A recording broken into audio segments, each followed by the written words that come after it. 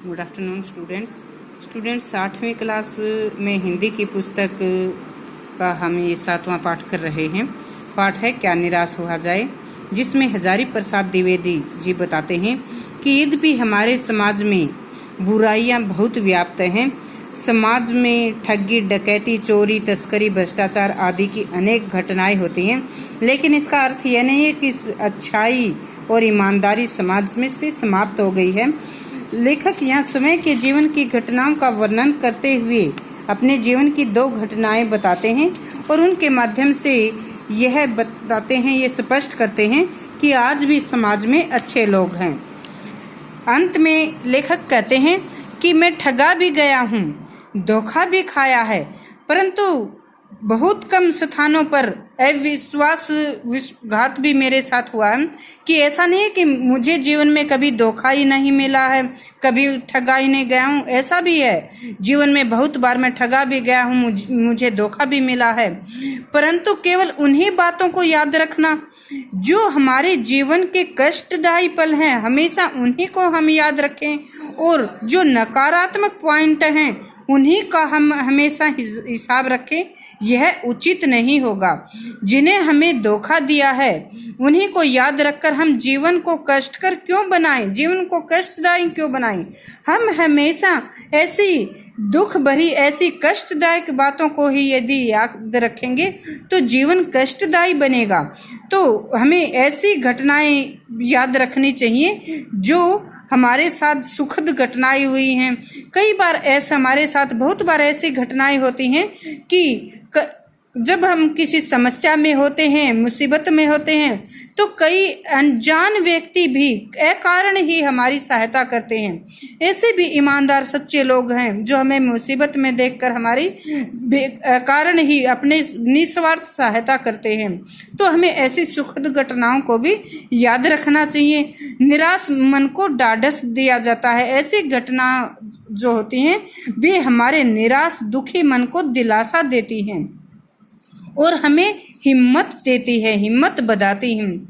तो यहाँ पर लेखक रविंद्रनाथ टैगोर का उदाहरण देते हुए कहते हैं कि कविवर रविंद्रनाथ टैगोर ने भी अपने एक प्रार्थना गीत में भगवान से प्रार्थना की थी कि हे भगवान, चाहे संसार में मुझे कितना ही नुकसान उठाना पड़े, चाहे मुझे कितना ही धोखा खाना पड़े, परंतु हे भगवान, कभी जीवन में ऐसा अवसर न आए कि मेरा आप पर से विश्वास उठे। हे भगवान, आप मुझे ऐसी शक्ति दो कि मैं आपके ऊपर कभी संदेह न करूं, आप पर मेरा हमेशा विश्वास बना रहे। हे भगवान, चाहे जीवन में कैसी ही विपरीत स्थिति आओ, चाहे किसी से मुझे धोखा मिले, कितना ही नुकसान मिले, परंतु आप में मेरा हमेशा विश्वास बना रहे, मैं कभी आप पर संदेह न करूं। तो इस प्रकार से लेखक यहाँ पर मनुष्य को सकारात्मक सोच रखने की प्रेरणा देते हैं। हमें हमेशा नकारात्मक विचार हमारे मन में नहीं रखना चाहिए। हमेशा दूसरों में बुराइयां ही नहीं खोजनी चाहिए, बल्कि उनकी अच्छाइयों को देखना चाहिए। ये हम जानते हैं कि समाज में बुराइयां हैं, गलतियां हैं, तो ये केवल भगवान की नहीं बल्कि इंसान के बनाए हुए नियम गलत हैं। मनुष्य की बनाई हुई विधियां गलत नतीजे तक पहुंच रही हैं। हमने जो नियम कानून बनाए हैं तो उनमें कहीं ना कहीं ऐसी ढीलता है जिससे लोग उन कानूनों को तोड़ रहे हैं और इनके गलत परिणाम निकल रहे हैं। तो उन कानूनों को बदलने की आवश्यकता है। वस्तु आए दिन इन्हें बदला भी जा रहा है।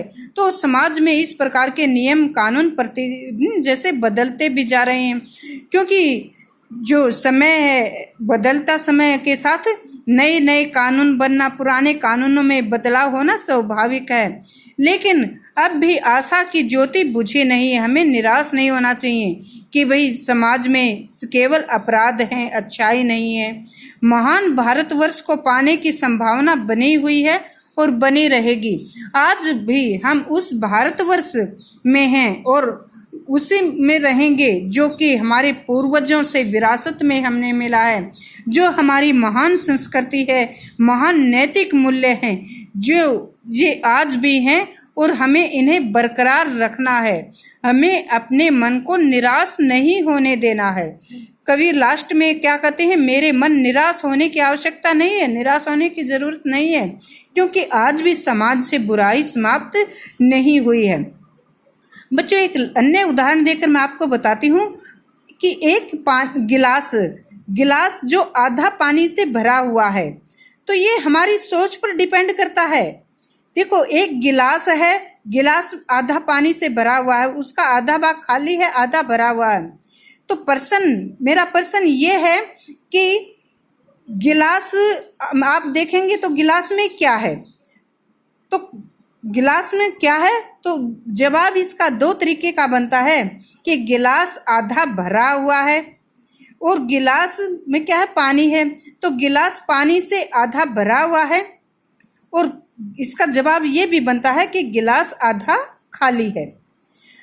तो बच्चों यही बात हमारी सोच को दर्शाती है।